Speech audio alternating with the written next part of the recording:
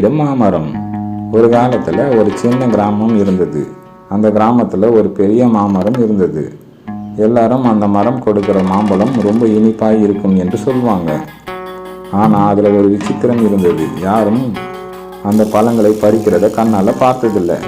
காலையில எல்லா பழங்களும் கூடை நிறைய இருக்கும்.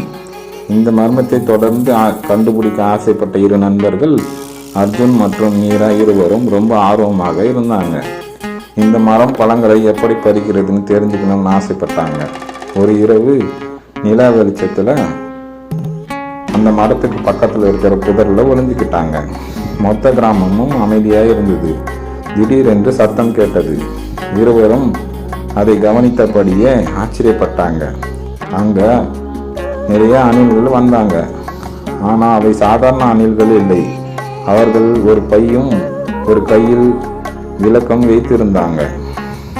அணில்கள் மரத்துக்கு மேல வேகமாக ஏறி பழுத்த மாம்பழங்களை கவனமாக பறித்து கூடையில நிரப்பினாங்க. அந்த நேரத்துல அர்ஜுனுக்கு திடீரென்று தும்பல் வந்து விட்டது. அன்னைக்கே எல்லா அணில்களும் நின்று விட்டன.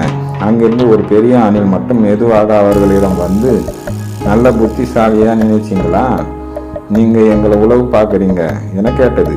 அதற்கு அர்ஜுனும் மீராவும் ஆச்சரியப்பட்டாலும் நேர்மையாக பதில் சொன்னாங்க. இந்த மரம் பழங்களை பறிக்கிறது யாருன்னு தெரிஞ்சுக்க ஆசைப்பட்டோம், அதனால்தான் ஒளிந்திருந்து பார்க்கிறோம் என்று சொன்னது. அதற்கு அணில் சிரித்து கொண்டு, ஆர்வம் நல்லதுதான், ஆனால் அது மரியாதையோடு இருக்கணும் என சொன்னது. நாங்கள் இரவெல்லாம் உழைச்சி பழங்களை பறிக்கிறோம். இந்த கிராம மக்கள் சந்தோஷமாக சாப்பிட வேண்டும் என்பதற்காகத்தான். அர்ஜுனும் மீராவும் தங்களுடைய தவறை நினைத்து வருந்தினார்கள். மன்னிப்பும் கேட்டார்கள்.